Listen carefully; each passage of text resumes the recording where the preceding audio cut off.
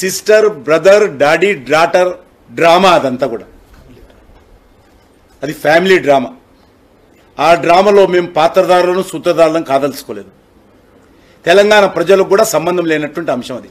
అది internal party విషయం కావచ్చు, లేకపోతే ఇంటర్నల్ ఫ్యామిలీ విషయం కావచ్చు.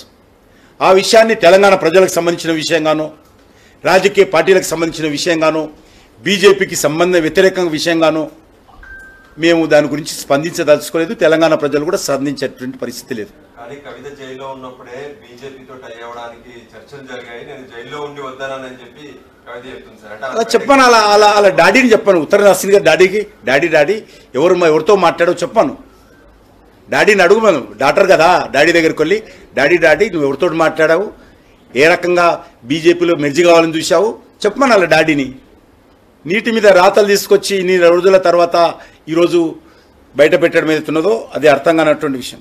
అదొక ఇంటి సమస్య.